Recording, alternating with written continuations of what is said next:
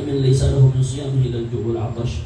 Berapa banyak orang yang puasa, dia enggak dapat apa-apa dari puasanya kecuali haus dan lapar. Na'udzubillah min. Jelas atau tidak? Hati ibu-ibu, ibu-ibu biasanya nih puasa-puasa asal udah ngumpul di tukang sayur, diri di gerobak, masya Allah, itu komplek dari ujung komplek apa ujung komplek hatam digibahin bu. Betul nggak? Nah, hati-hati ibu-ibu. Eman-eman pahala puasanya hilang. Capek-capek, nggak aus dan lapar, hilang, nggak dapat pahala. Matanya dijaga, jangan lagi puasa mata ngeliat TikTok mulu. Bukan cuma laki doang bu yang dosa ngeliat perempuan yang seksi cantik. Lah perempuan juga kalau demen ngeliatin laki itu cakep yang keter. Sama bu, sama. Jelas atau tidak? Faham? Dijaga. Jadi selama Ramadan, di antara adabnya kata Imam Al-Haddad, menjaga anggota tubuh dari melakukan yang haram. Jadi pegang tuh baik-baik kaidahnya. Bukan hanya mempuasakan diri, mempuasakan mulut dari makan dan minum, tapi juga mempuasakan mulut, mata, telinga, kaki, tangan dari perbuatan yang diharapkan oleh Allah Subhanahu. Oh itu bu, kalau kita bisa didik tuh kita, anak-anak kita, ini tanamin juga di anak-anak kita nih. Kalau kita bisa didik kita, anak-anak kita, keluarga kita dididik betul-betul 30 hari tuh, semua anggota tubuhnya dididik untuk tidak melakukan yang haram. Ibu bakal lihat nanti perbedaannya setelah Ramadan, saudara. Bakal ada perubahan yang signifikan. Karena itu garansi dari Allah Ta'ala, la'allakum tattaqun, agar kalian bertakwa. Kalau ibu udah punya anak yang bertakwa, ibu bakal dapat anak yang soleh. Dapat suami yang bertakwa, bakal dapat suami yang soleh. Yang repot kalau dapat suami yang solehah bu. Nurut aja sama bini, sampai salah nurut aja. Jelas atau tidak? Masya Allah. Dan terutama di antara yang penting kata Imam Haddad di sini sebutin, wa kadzalika yahfadhu batnahu an tanawulil haram wa syubhah. Dan juga hati-hati selama puasa itu dia jaga perutnya dari makan yang haram dan syubhat. Ya selama Ramadan jaga, jangan ada makan yang haram. Karena orang kalau udah makan haram bu, masya Allah, kalau udah makan haram itu asad jawarihu syam'abad. Orang kalau udah makan haram enteng buat maksiat. Tapi kalau orang dijaga nggak makan kecuali yang halal, tubuhnya insya Allah bakal enteng buat diajak berbuat taat. Alhamdulillah. Khususan intal iftar, khususnya ketika buka puasa. Perhatiin baik-baik. Khususnya ketika buka puasa, jangan asal main buka puasa di mall aja gak lihat-lihat lagi. Ini halal apa kagak? Ada sertifikat halalnya apa enggak? Jangan sembarangan main hantem aja negara asal bukber yang penting. Nggak lihat apa yang dimakan. Pastiin apa yang kita makan halal. Khususan inda iftar, khususnya ketika buka puasa. Maka yajtahidu jiddan an la yuftira illa 'ala halal. Sebisa mungkin dia berusaha jangan buka puasa kecuali dengan yang halal. Sampai bu, sampai sebagian ulama salaf ngomong begini. Idza sumta fanzur ala ayyi shay'in tuftir wa 'inda man tuftir. Isyarat al-hathi 'ala at-tahri wal ihtiyat fi ma yuftiru alaih. Kamu kalau puasa, kata ulama nih. Kamu kalau puasa lihat bukanya pakai apa? Bukanya di tempat siapa? Maksudnya bukanya pakai apa? Halal enggak bukanya? Pakai yang halal enggak? Di tempat siapa? Di tempat orang yang jelas gak penghasilannya dari mana? Bukan penghasilan yang sembarangan. Itu menentukan kualitas puasa kita. Jangan sampai udah puasa setengah mati, udah sakit mas, sahurnya minum promak lagi sudah. Perjuangan puasa butuh perjuangan, setengah mati gak makan minum, bukanya gak jaga-jaga, gak hati-hati, nelan yang haram. Lalu saya Zubair disebutin wa ta'atun mimman haraman yaqulu mithlu bina'in fawqal mawti bid'alu. Orang yang berbuat taat dibarengin dengan makan haram seperti orang yang membangun di atas ombak, di atas air. Dan dicatat baik-baik itu kata-kata hari ini. Berbuat taat kalau dibarengin makan haram seperti membangun di atas air laut. Membangun di atas ombak, di atas air laut. Kira-kira rubuh apa enggak? Rubuh. di atas air laut, rubuh, nggak bisa, belum dalam, nggak gampang gitu. Cuma bangunan-bangunan tertentu doang yang bisa. Umumnya rubuh, nggak sembarangan. Begitu pula orang yang taat sama Allah tapi dibarengin sama makan haram. Ibarat dia udah bangun nih, dihantam lagi sama ombak. Udah bangun, dihantam lagi sama ombak. Sholat, makan haram, dihantam, habis pahala sholatnya. Puasa, habis itu makan yang haram, habis pahala puasanya dihantam. Na'udzubillah min dzalik. Kira-kira jelas atau tidak? Jelas. La ilaha illallah. Beb, kan meninggalkan yang haram wajib bukan cuma pas puasa doang. Selain puasa kan juga wajib. Kata Imam Haddad begini, wa tarkul ma'asi wajibun 'ala ad-dawam 'ala as-sha'imi wa 'ala al-muftir. Ghaira anna as-sha'ima aula bit-tahaffuz wa huwa 'alaihi awjab wa akad fafham. Kata Imam Haddad, iya, yang namanya ninggalin maksiat itu wajib, kapanpun wajib, baik puasa atau tidak puasa. Tapi kalau kita lagi puasa, lebih wajib lagi, lebih ditekankan lagi. Kenapa? Karena memang tujuan puasa itu buat menundukkan hawa nafsu. Tujuan puasa itu buat menundukkan hawa nafsu. Tujuan puasa itu buat melawan hawa nafsu. Sebagaimana hawa nafsu kita ketika mau makan, mau minum ditahan, jangan makan, jangan minum. Kita lagi taat aturan Allah. Harus ini juga bisa dong. Ketika matanya mau melihat yang haram, ditahan untuk jangan melihat yang haram. Ketika lisannya mau berucap yang haram, dia bisa tahan, jangan mengucapin yang haram. Ketika telinganya mau dengerin yang haram, ditahan, jangan dengerin yang haram. Itu tujuannya. Jadi bukan sekedar makan nggak minum selesai, bis itu enggak. Ada esensi di balik itu. Sebagaimana kau bisa menahan haus dan lapar untuk Allah, kau bisa menahan nggak makan dan minum di siang hari untuk Allah, harusnya kau juga bisa dong. Tahan matamu supaya nggak lihat yang haram untuk Allah. Tahan mulutmu yang nggak bertulang ini, lidahmu, ketika mau ngucapin yang haram untuk Allah. Tahan kemaluanmu ketika mau berbuat yang haram untuk Allah. Tahan kaki tanganmu ketika mau melangkah dan bergerak kepada yang haram untuk Allah. Kira-kira jelas atau tidak? Sehingga begitu selesai bulan Ramadan, lulus dia dari madrasah la'allakum tattaqun. Mudah-mudahan kita semua termasuk daripada golongan yang bertakwa. Mudah-mudahan kita, anak kita, keluarga kita betul-betul menjadikan bulan Ramadan ini sebagai madrasah. Madrasah untuk menghindari diri dari yang haram.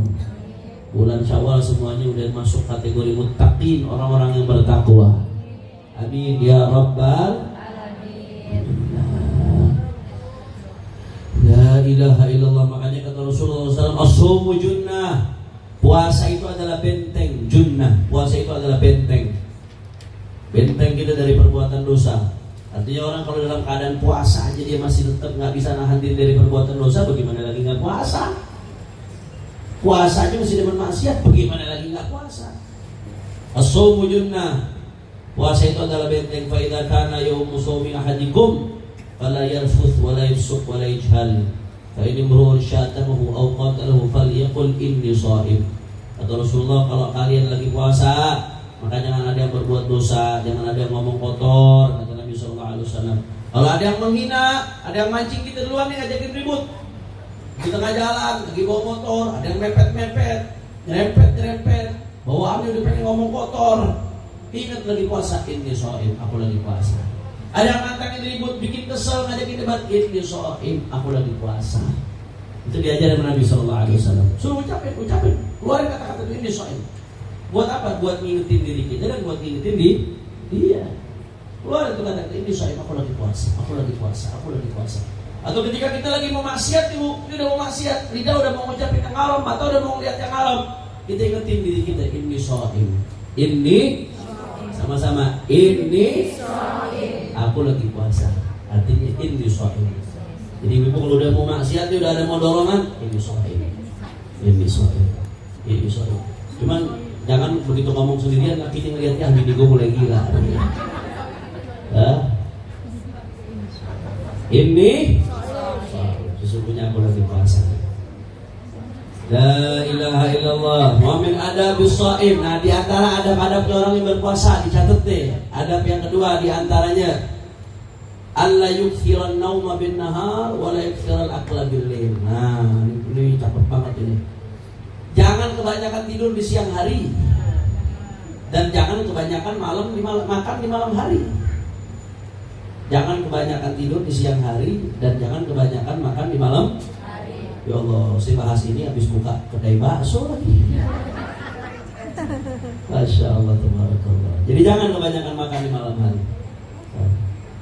Wal yaktasid, kata Imam Haddad, sedang-sedang aja. Mau tidur boleh, saya bilang tidur nggak boleh. Boleh, manusia namanya manusia butuh tidur. Mau makan iseng di malam boleh, nggak ada masalah. Makan. Allah halalkan kok. Tapi wal yaktasid, yang sedang-sedang saja. Iktisad itu sedang. Wal yaktasid, sedang-sedang aja bidalik. Makannya, tidurnya sedang-sedang aja, jangan berlebihan. Supaya apa? Hatta yajida massal ju'i wal 'atash, supaya dia ngerasain bagaimana rasanya haus dan lapar. Kalau udah ngerasain haus dan lapar, pada tahadzab nafsu, maka di situ jiwanya jadi terdidik bagaimana menahan diri untuk nggak makan minum dalam keadaan lapar dan haus. Wa tad'u syahwatu, kalau udah lapar syahwatnya jadi lemah. Wa yastadiru qalbu, kalau sudah jiwa terdidik, syahwat menjadi lemah, yastadir qalbu, hatinya akan bercahaya. Kalau hati udah bercahaya, baca Quran enak, zikir enak, mau berbuat baik enak, mau berbuat taat enak. Kenapa? Hatinya udah bercahaya. Karena dia berhasil melawan nafsunya, melundukkan syahwatnya. Itu hanya bisa terjadi kalau dia merasakan bagaimana nggak enaknya haus, nggak enaknya lapar, kemudian dia melawan itu. Tapi kalau puasa, tidur habis subuh, bangun jam 6 kurang 5, itu bukan puasa, namanya latihan mati, Bu.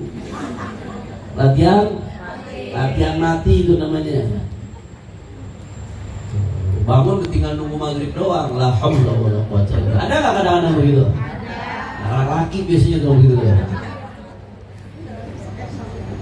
Masya Allah. Kalau ada anak perempuan begitu, kawinin buru-buru, suruh ngurus anak 10 biji.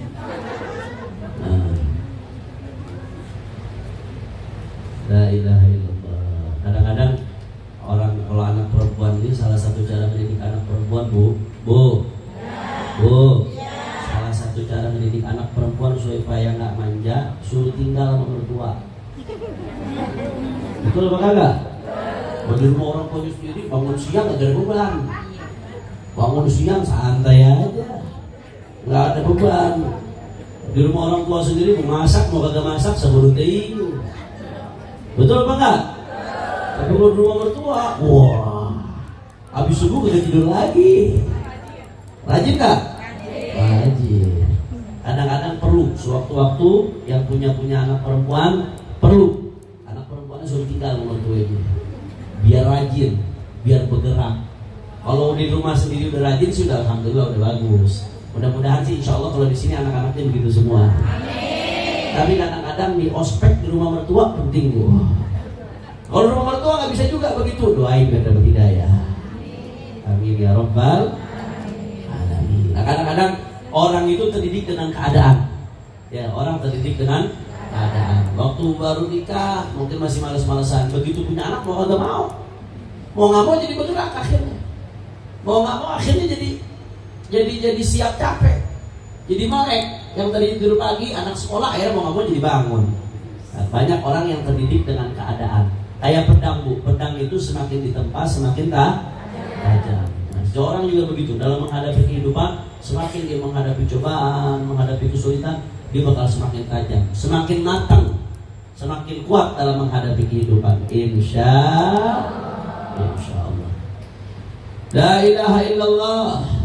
Nah, kata Imam Haddad ini nih, ya, jangan terlalu banyak tidur di siang hari, jangan terlalu banyak makan di malam hari. Sedang-sedang aja, sedang. Mau tidur siang boleh, tapi jangan kelewatan. Mau buka puasa dengan yang enak boleh, tapi jangan kelewatan. Ini kata Imam Haddad, wal yujani bis-shaimu ar-rafahiyata wal ikthara min tanawul syahawati wal ladzati kama dzakarna. Wa aqallu dzalika an takuna 'adatuhu min at-taraffu wahidatan fi Ramadan wa ghairihi.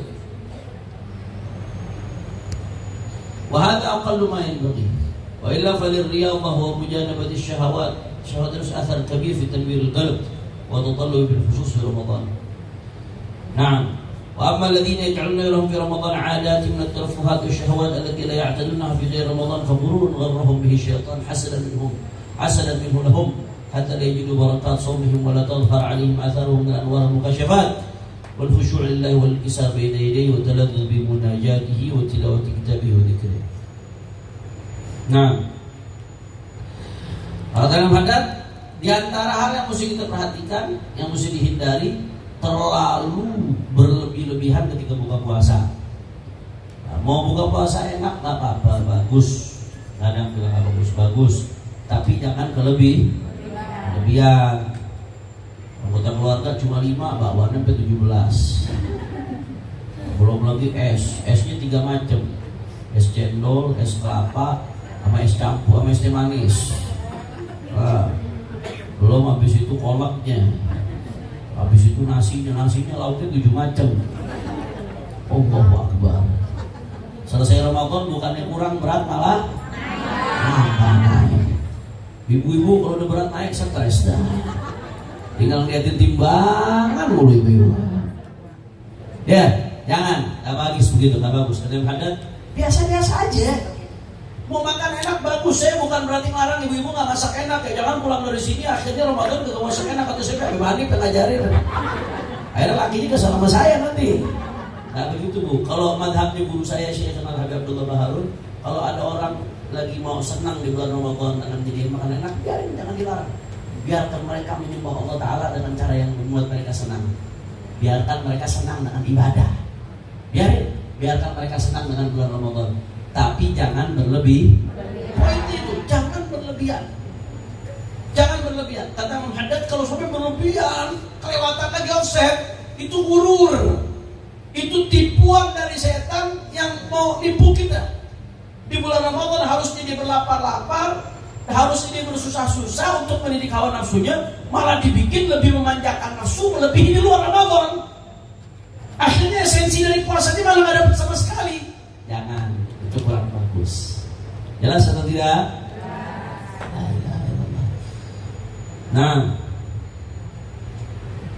wa min adabihi, di antara adabnya puasa, perhatikan baik-baik ibu-ibu, an la yukthirat tasyaghula bi umuri dunya fi syahr Ramadan, bal yatafarraq anha li ibadatillah wa dzikrihi ma amkanahu wa la yadkhulu bi syai'in min ashghali dunya illa in kana daruriyyan fi haqqi aw fi haqqi man yalzamuhu al-qiyam bihi min al-'iyali wa nahwihim wa dhalika li anna shahra Ramadan min ash-shuhur bi manzilati yawm al-jum'ah fi al-ayyam fa yanbaghi lil-mu'min an yaj'ala yawm jum'atihi wa shahrahu hadha li akhiratihi khususan. Apa yang hadat nih? Termasuk adab lagi di mau ngadepin bulan Ramadan. Hendaknya jangan terlalu sibuk dengan urusan dunia. Bulan ada berapa semuanya bulan? 12. Masa 11 bulan gak cukup ngurusin dunia? Sebulan disuruh sibuk akhirat sampai segitu gak maunya. Padahal dunia sebentar, akhirat selama-lamanya. Udah 11 bulan tuh dipakai buat dunia. Yang bulan terakhirnya masih mau dihabisin buat dunia juga. Bapak gak boleh kerja? Boleh. Bapak nggak boleh cari nafkah? Boleh, tapi jangan itu dijadikan prioritas. Di bulan-bulan lain udah cukup, banting tulang habis-habisan. Di Ramadan mau kerja silahkan, nyari nafkah silahkan, tapi tetap prioritasnya adalah ibadah. Kata Imam Haddad, perumpamaan bulan Ramadan ini kayak hari Jumat. Di dalam seminggu itu Bu, di dalam seminggu ada satu hari Yaumul Jum'ah Sayyidul Ayyam. Itu pemimpinnya hari-hari, itu idnya umat Islam. Hari Jumat itu harusnya dikhususkan, diprioritaskan untuk ibadah. Sebagaimana hari Jumat diprioritaskan ibadah dibanding hari-hari lainnya, begitu bulan Ramadan harusnya diprioritaskan ibadah dibanding daripada bulan-bulan lainnya. Makanya ulama-ulama dulu Ramadan, Masya Allah, Al-Imam Syafi'i radhiyallahu anhu. Imam Syafi'i itu Bu, kalau udah masuk bulan Ramadan baca Quran, beliau kalau di luar Ramadan hatam Quran sehari semalam 1 kali hatam. Bukan 1 kali baca, 1 kali hatam. Itu saking mesranya Imam Syafi'i sama Al-Quran. Tapi kalau udah masuk Ramadan, siang sekali hatam, malam sekali hatam. Imam Syafi'i itu 2 kali hatam Al-Quran di bulan Ramadan. Ada di sini yang begitu? 2 kali hatam film ada mungkin. Netflix, siang satu, malam satu. 2 kali hatam Quran. Jangan-jangan ada di antara kita ini yang Ramadan depan mata niat mau hatamin Quran aja belum ada. Boro-boro mau ngerjain, niatnya belum ada. Di antara. Hati-hati ya. Ramadan bulan Al-Quran. Kalau bukan di Ramadan kita ngalamin Quran kapan lagi? Kalau di Ramadan bulan Quran kita nggak bisa dekat dengan Quran kapan lagi? Terus mau ngarepin syafaat Quran. Iqra'ul Quran fa innahu ya'ti yaumil qiyamah syafi'an li ashabi. Baca Al-Quran. Al-Quran itu nanti datang di hari kiamat akan memberi syafaat buat orang-orang baca Quran. Terus sampai di bulan Ramadan masih jauh dari Quran, ngarepin syafaat Quran. Ubur-ubur ikan lele. Mikir le. Betul atau tidak, Bu? Masya Allah. Ayo siap-siap ya. Siap-siap. Kalau di dekat Ramadan gini, najepin. Man fataha, saya sering ingetin kepada jamaah semuanya. Man fataha baban min abwabil niyyah salihah, fatahallahu lahu 70 baban min abwabil taufiq.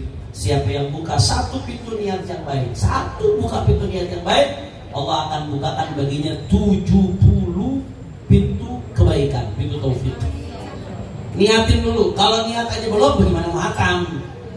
Jadi Bu begitu masuk Ramadan udah deh. Waktu buat HP-nya disisihin dulu, Beb. Saya nggak punya waktu, Beb. Saya sibuk, Beb. Nggak bisa baca Quran. Buka TikTok masih bisa. Buka WhatsApp masih bisa. Padahal baca grup itu aja isinya. Mending kalau ada transferan 1 miliar, Bu. Baca itu doang isinya. Rapi-rapi, scroll. Setengah jam dikasih buat Quran, nggak mau. Setengah jam sisihin buat Quran. Sampai segitu nggak bisanya. La haula wala quwwata illa billah. Ayo. Ya.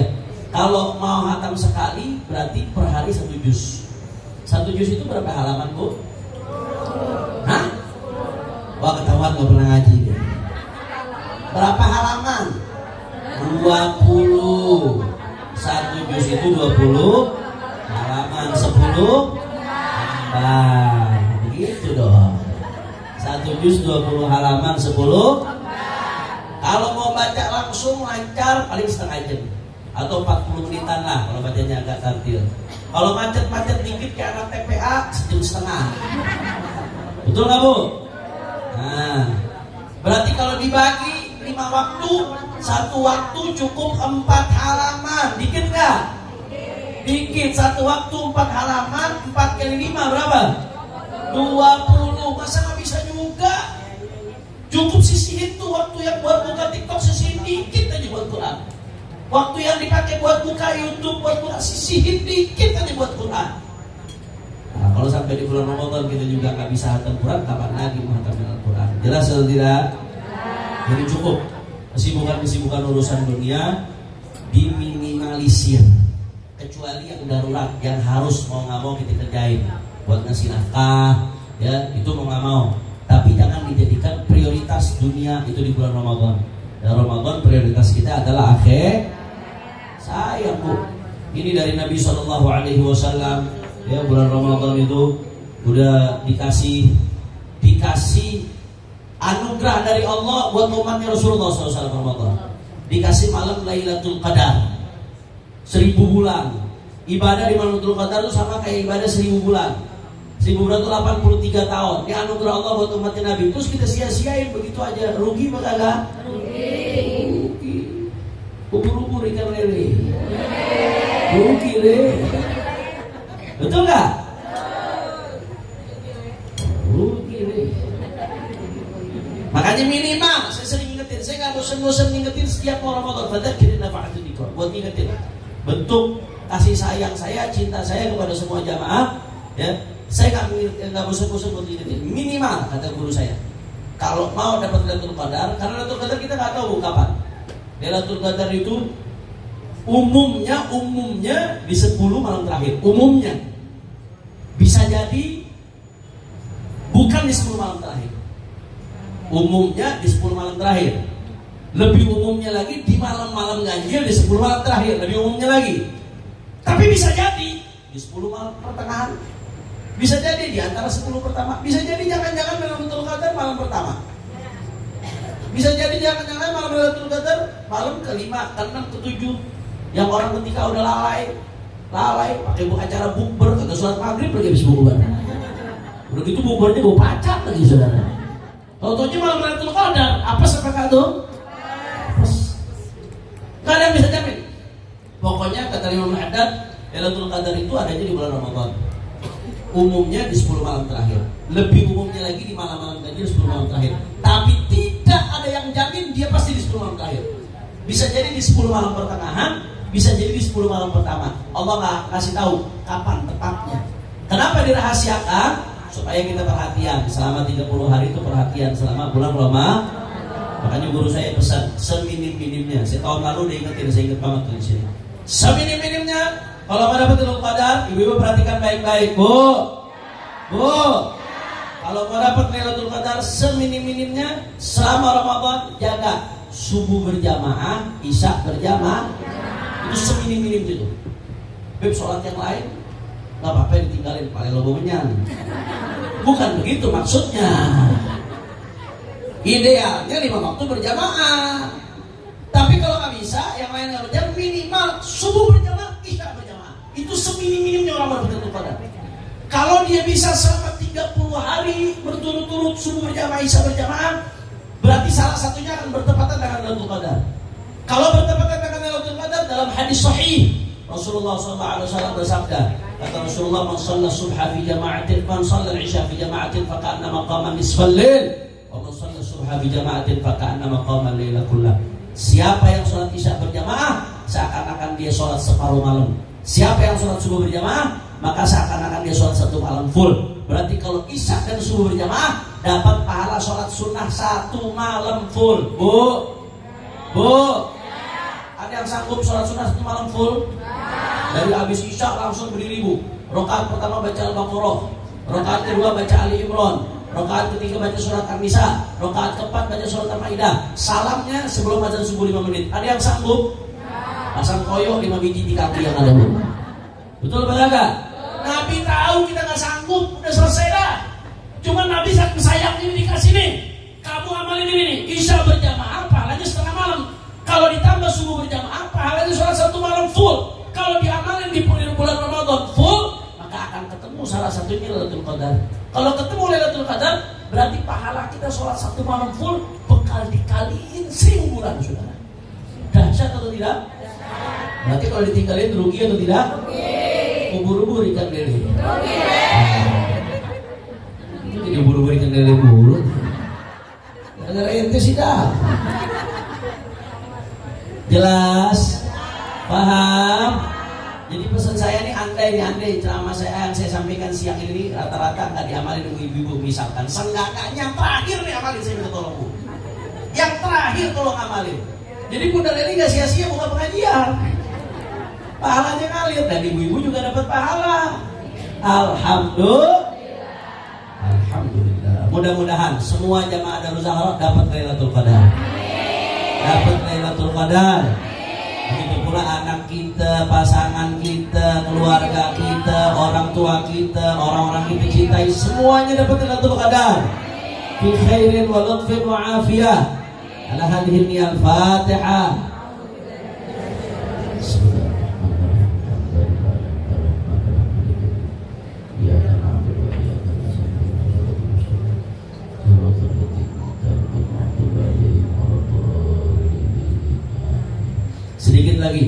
Sedikit lagi kita lanjutkan ya.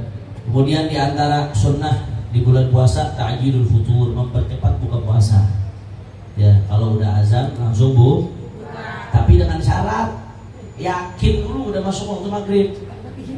Jangan gara-gara tapi dipercepat buka, azan di iklan marjan dijamin buka aja. Nah, jangan begitu ya Bu ya. Dianjurkan mempercepat buka dengan syarat yakin udah masuk waktu maghrib. Kalau sekarang gampang, ada aplikasi-aplikasi waktu sholat yang udah disesuaikan secara detail per kecamatan. Ada Muslim Pro, ada Usolli dan lain sebagainya. Itu detail tuh per kecamatan waktu sholatnya. Itu ketahuan kan dari situ. Ya, nah, dan khususnya muadzin-muadzin di masjid-masjid, musola-musola. Kata Nabi SAW, al-mu'adzinu mu'taman. Orang yang azan itu jaga amanat. Karena keabsahan puasa orang ada di tangan dia, keabsahan sholat orang ada di tangan dia. Jangan gara-gara dia yang lapar azan duluan, orang sekampung batal. Paham? Kalau pengajian yang saya sampaikan ini sampai ke orang-orang yang azan itu pahalanya luar biasa, qomat pahalanya luar biasa, saudara. Tapi al-mu'adzinu mu'taman, kata Nabi SAW. Orang yang azan itu dia harus menjaga amanat, karena orang itu meletakkan kepercayaan kepada dia. Apa yang diomongkan itu berpengaruh ke keabsahan sholat orang. Karena orang kalau sholat sebelum masuk waktu sah atau tidak? Tidak. Buka puasa sebelum masuk waktu batal atau tidak? Batal, bahaya. Jadi disunahkan oleh Nabi SAW kita untuk buka puasa dipercepat, tapi dengan syarat yakin sudah masuk waktu maghrib. Kalau sudah yakin masuk waktu maghrib, jangan tunda-tunda, langsung buka puasa. Karena ada aliran di luar Ahlus Sunnah wal Jamaah seperti kelompok Syiah. Kelompok Syiah itu kalau buka puasa nunggu gelap. Kelompok Syiah itu kalau buka puasa biasanya nunggu gelap. Dia menafsirkan hatta yatabayya, dia menafsirkan kulu washrabu, apa namanya? Dia menafsirkan ilal lail itu bagi dia gelap. Sedangkan kita menafsirkan enggak, lail itu terbenam matahari walaupun belum gelap. Yang masih ada cahaya-cahaya kadang maghrib itu kan pantulan dari cahaya matahari yang sudah terbenam. Pantulan cahayanya itu yang membuat kadang-kadang masih terang dan terlihat mega merah. Bagi dia enggak, bagi dia harus benar-benar gelap. Nah, itu di luar Ahlus Sunnah. Kalau kita enggak, kita ngikutin sabdanya baginda Nabi besar Muhammad. La tazal ummati fi khair ma ajjalul futur wa akharus suhur. Sunnah, mempercepat buka puasa sunnah. Sunnahnya wa an yakuna 'ala tamar. Sunnahnya buka puasa pakai korma. Biasain ngaji bertahun-tahun buka puasa tinggalin sunnah Nabi. Pakai korma. Kalau udah makan korma terserah, mau makan tikar lagi habis itu enggak apa-apa. Yang penting buka dulu Anda pakai korma. Kita ini bisa puasa berkat siapa? Rasulullah SAW. Jangan begitu buka puasa Nabi ditinggalin. Tinggal maulidan lagi Nabi SAW. Giliran buka puasa lagi milih bala-bala dari ajaran Nabi SAW. Jelas. Sunnah Rasulullah begitu buka puasa pakai korban. Dan itu ternyata setelah diteliti itu ada manfaatnya secara medis. Karena ketika kita puasa itu lambung kita karena nggak makan lama, lambung kita itu mengecil. Nah, dia otomatis nggak bisa langsung dikagetin. Dia harus dikasih sesuatu yang saya kurang paham secara detail. Imam besar besok suka menjelaskan untuk masalah ini bagaimana secara medis.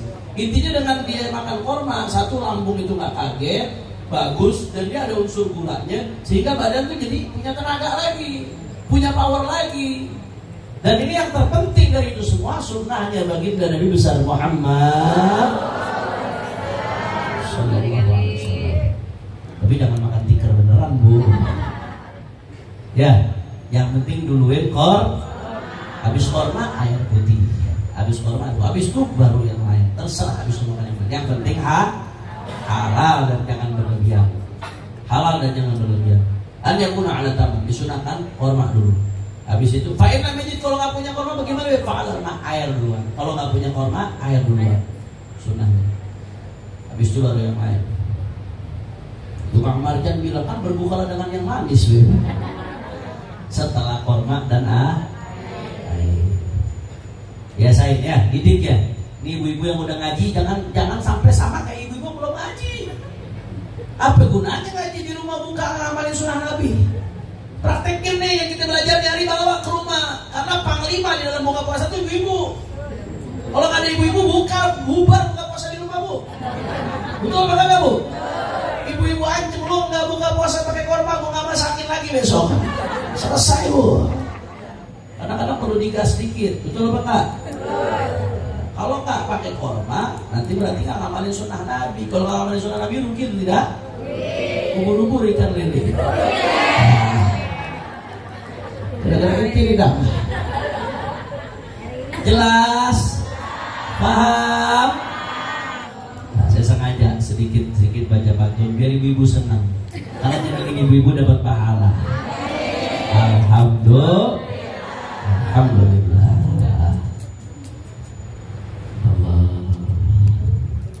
Wa kana alaihi wasallam yuftir qabla an yusalli maghrib. Nabi SAW itu buka puasa sebelum sholat maghrib. Jadi Nabi itu buka puasa dulu baru sholat maghrib. Dibatalin dulu baru sholat maghrib. Dibatalin dulu baru sholat maghrib. Kata Nabi SAW, la tazal ummati bi khair ma'ajjal futur wa akharus sahur. Kata Nabi SAW, senantiasa umatku masih dalam keadaan baik selama mereka menyegerakan buka puasa wa akharus sahur, dan mereka mengakhirkan sahur. Sahurnya diakhirkan, artinya jangan terlalu sahur dari 12 malam, terlalu jauh. Sahur itu diakhirkan mendekati subuh. Beb imsak bagaimana beb imsak? Kalau udah imsak masih boleh makan apa enggak? Jadi begini ibu-ibu, jadi begini. Definisi, perhatikan baik-baik. Kadang-kadang ada ribut-ribut soal imsak. Saya pernah jelaskan tahun lalu. Tapi nggak apa-apa, saya jelaskan sedikit lagi supaya mengulangi supaya paham semua. Insya. Kadang-kadang ibu-ibu jangan kaget di medsos ada yang ribut-ribut soal imsak. Wah, itu imsak bid'ah tuh, mengharamkan apa yang nggak diharamkan oleh Allah. Orang nggak boleh makan, bla bla bla bla bla dan lain sebagainya. Saudara, jadi begini, satu hal yang mesti kita ingatkan. Puasa itu, apa sih definisi puasa? Al-imsak 'anil mufattirat min tulu'il fajr as-shadiq ila ghurubi syams. Yang namanya puasa itu menahan diri dari hal-hal yang membatalkan puasa dari terbitnya fajar shadiq sampai terbenam matahari. Terbitnya fajar shadiq itu kapan? Masuknya waktu subuh. Begitu masuk waktu subuh, itu udah masuk waktu puasa. Bukan nunggu azan, ya kadang-kadang azannya telat. Hitungannya masuk waktu subuh. Begitu azan subuh masuk waktu subuh. Kalau azannya on time ya berarti azan pas azan tuh. Begitu masuk waktu subuh berarti udah masuk waktu dia buat berpuasa. Udah haram dia makan minum tuh. Jelas atau tidak? Sebelum itu berarti masih boleh nggak? Boleh, nggak ada masalah. Nggak ada masalah. Sebelum itu masih boleh. Tapi kalau udah mulai masuk waktu, udah nggak boleh haram. Beb, kalau masih azan bagaimana? Katanya kalau masih azan boleh makan minum. Nggak boleh. Nggak boleh. Ya, mulai puasa itu dengan masuknya waktu subuh, bukan dengan selesainya azan. Jangan ngarang-ngarang ibu-ibu ya. Dengan masuknya waktu, bukan dengan selesainya azan. Beda tuh. Kemudian sebelum itu boleh. Cuma gampangnya gini bu, gampangnya ulama nih ngajarin imsak 10 menit sebelum azan. Maksudnya buat apa? Buat warning. Kadang-kadang kita nggak sadar, tau udah azan, sahur pakai nasi goreng berminyak pedes, belum sempet minum, pas sudah azan boleh minum apa kagak? Nggak boleh. Repot nggak bu? Seret nggak? Nggak masuk rumah sakit udah bagus bu. Dikasih warning, ini loh 10 menit lagi azan. Kalau ibarat di lampu merah bu, itu ibarat lampu kuning. Kalau lampu hijau jalan, lampu kuning waspada, lampu merah stop berhenti. Lampu kuning masih jalan masih boleh nggak? Tapi hati-hati. Imsak tuh yang di Indonesia dan negeri kita tuh ibarat lampu kuning. Kalau ente nggak haramin imsak, lo haramin tuh lampu kuning. Jelas atau tidak? Paham? Makanya kalau ada orang telat beb, saya telat beb, bangun pas imsak, ya udah apa-apa makan dulu. Tapi hati-hati sebentar lagi azan. Azan itu udah haram, udah mesti jaga-jaga, prepare, waspada. Itu imsak. Nah, sunnahnya sahur diundur sampai mendekati subuh. Ya paling nggak sampai imsak lah. Jelas atau tidak? Kemudian diantara yang sunnah adalah taftirus shahimin walau ala tamarat, ngasih makanan buat orang yang buka puasa walaupun dengan tamarat, dengan korma, dengan beberapa butir korma. Kata Nabi SAW, man fattara sha'iman kana lahu mithlu ajrihi min ghairi an yanqusa min ajrihi syai'. Siapa yang kasih buka puasa buat orang yang puasa, maka baginya pahala orang yang baginya seperti pahala orang yang puasa tanpa berkurang sedikit pun. Jadi kita nggak puasa, tapi kita puasa cuma satu, dapat pahala yang punya puasa kita. Tapi kita bisa dapetin pahala puasa banyak orang. Bagaimana caranya ngasih makan orang buka puasa? Khususnya takjil ibu-ibu. Khususnya takjil, karena batalnya puasa itu dengan takjil tuh. Orma. Nah itu tuh yang dianggap dapat pahala seperti orang puasa. Kalau setelah itu udah makan malam namanya. Pahalanya gede juga, itu amu ta'am itu pahalanya gede juga, nggak kecil. Cuman yang dimaksud di sini takjil ini. Makanya luar biasa kalau ada majelis atau ada komunitas bikin program bagi-bagi takjil, satu-satu bagi-bagi korma, dia juga ngidupin sunnahnya baginda Nabi besar Muhammad Sallallahu Alaihi Wasallam. Di samping itu, setiap ada satu orang yang buka dari apa yang dia kasih, walaupun ringan korma, tapi dapat pahala full. Makanya ibu punya rezeki lebih, bu. Yang punya rezeki lebih kasih takjil buat di masjid musola. Ya, khususnya korma. Saya bukan pedagang korma, bu, jadi nggak perlu khawatir saya promosi. Saya pendakwahnya ajaran baginda Nabi besar Muhammad. Tapi dapat ide juga buat jualan korma. Jelas ibu ya. Korma murah, seberapa mahalan kuota ente. Korma murah, nggak seberapa di satu dus yang isinya 10 kilo buat bagi-bagi sama hari, berkah pahalanya gede. Alhamdulillah. Sediain buat di masjid, sediain kormanya, kasih buat orang-orang di sekitar kita. Gede banget tuh pahalanya. Itu termasuk sunnah yang diajarkan baginda Rasulullah Sallallahu Alaihi Wasallam. Mudah-mudahan apa yang kita sampaikan di hari bermanfaat, dan mudah-mudahan Allah kasih kita panjang umur, sehat walafiat, masuk ke bulan Ramadan dalam keadaan taat kepada Allah. Mudah-mudahan semua jemaah Darul Zahra bisa hatam Quran, anak-anaknya bisa hatam Quran, rumahnya semua hidup dengan Al-Quran. Mudah-mudahan ini Ramadan jadi salah satu Ramadan terbaik dalam hidup kita. Bisa istiqomah sholat berjamaah, jauh dari maksiat, dekat dengan taat. Yang tadinya masih jadi penerima zakat, Ramadan ini mudah-mudahan rezekinya melimpah jadi pemberi zakat insyaallah. Dan mudah-mudahan semua punya kesulitan dimudahkan oleh Allah. Mudah-mudahan semua yang ada di sini dapat Lailatul Qadar, dapat Lailatul Qadar, dapat Lailatul Qadar. Tidaklah keluar dari Ramadan kecuali jadi orang-orang yang bertakwa. Ala hadhihi niyyah wa likulli niyyah salihah. Thumma al-khusus wa al-rahmah. Surah Al-Fatihah.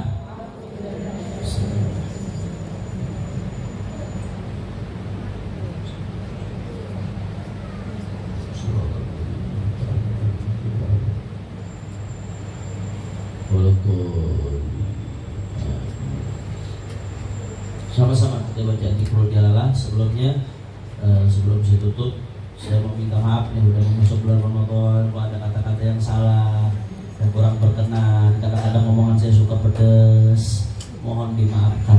Emang begitu bu, yang namanya obat kalau ditetesin ke luka apa? Perih. Tapi tanda obatnya lagi bereaksi. Mudah-mudahan sembuh lahir batin kita. Insya Allah. Ini saja yang saya sampaikan. Lebih kurangnya mohon maaf. Mohon maaf kalau ada salah-salah kata. Mohon maaf kalau kurang berkenan. Minal aidin wal faizin. Mohon maaf. Insya Allah kita ketemu lagi di bulan Syawal, di akhir Syawal. Bukan naik kapan mulai lagi? April akhir apa? Maret apa? Mungkin Mei? bisa akhir April kali. Kita lihat ya. Karena kan akhir April dia tuju udah akhir Syawal. Ya, karena pengajian. Kalau yang pengajian yang awal-awal bulan nggak mungkin membuka di Syawal. Karena awal bulan. Tapi kita lihat nanti dikomunikasikan. Insya Allah. Insya Allah. Liburnya mau lama apa mau sebentar bu? Berarti rajin ngaji. Alhamdulillah. Mudah-mudahan bermanfaat. Pada Allah ya Allah. Kita baca Dzikrul Jalalah.